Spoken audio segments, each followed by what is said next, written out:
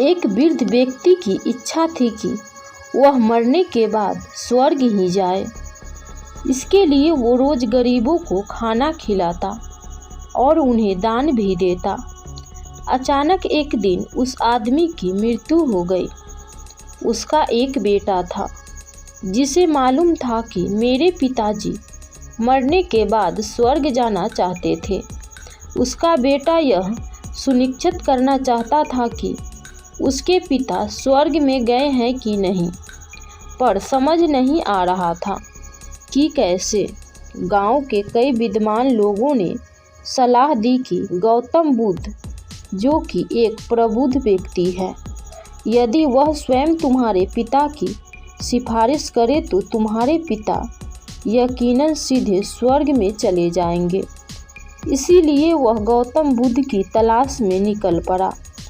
खोजने के बाद उसने पाया कि गौतम बुद्ध एक विशाल सरोवर के सामने एक वृक्ष के नीचे बैठे थे। लड़का गया और उनके पैरों में गिर गया और बोला, मेरे पिता एक अच्छे आदमी थे और उनका निधन हो गया है। मैं चाहता हूँ कि आप सुनिश्चित करें कि वो स्वर्ग में गए हैं कि नहीं। गौतम बुद्ध कुछ बोलते उससे पहले लड़का बोला, उन्हें स्वर्ग ही जाना था। आपको कुछ करना होगा। आपके पास कोई विकल्प नहीं है। गौतम बुद्ध ने कहा, अब मैं क्या करूं? तुमने मुझ पर पहले ही यह सख्ती कर दी है। ठीक है, तुम एक काम करो, घर वापस जाओ, 4 बजे नदी में डुबकी लगाओ। उसके बाद एक मिट्टी का घड़ा लो।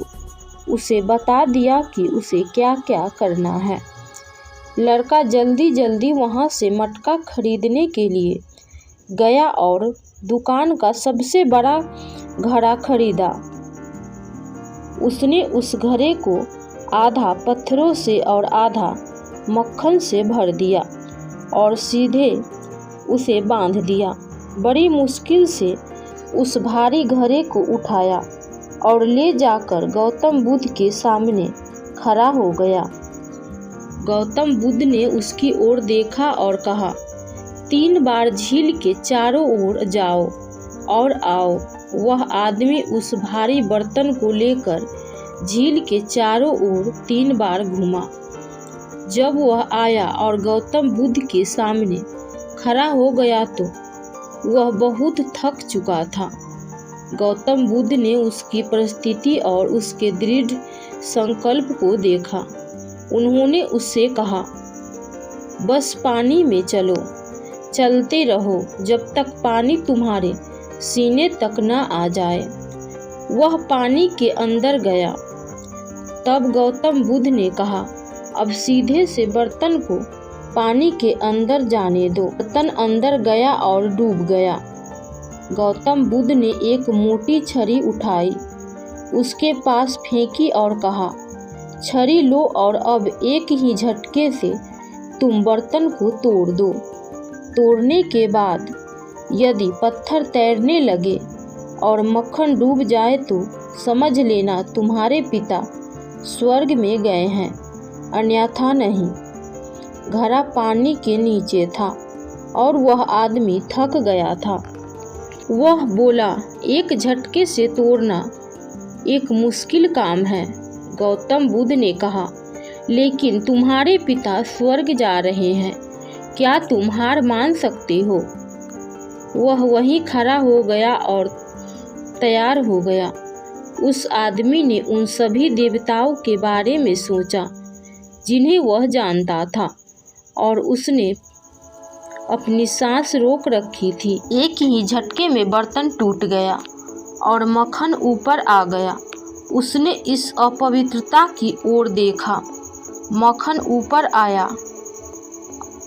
अब क्या करे? उसने गौतम बुद्ध की ओर देखा। मक्खन ऊपर आया जबकि पत्थर ऊपर आने वाला था और वह आदमी पूरी तरह से निराश और उदास महसूस कर रहा था।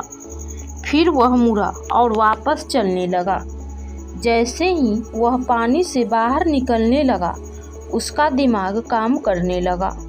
वह गौतम बुद्ध के पास गया और पूछा, आपने कहा था कि मक्खन डूबेगा और पत्थर तैरेगा, यह कैसे संभव है? यह तो प्रकृति के नियम ही ऐसे हैं कि पत्थर ही डूब सकते हैं, मक्खन केवल तैर सकते हैं। क्या आपने मुझे धोखा दिया? गौतम बुद्ध ने कहा, ओह, अब जब आप प्रकृति के नियमों के बारे में इतना जानते हैं तो समस्या क्या है?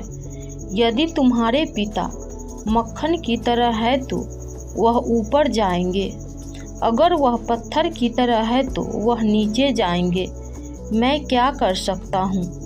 इसके बारे में मैं और तुम कुछ नहीं कर सकते।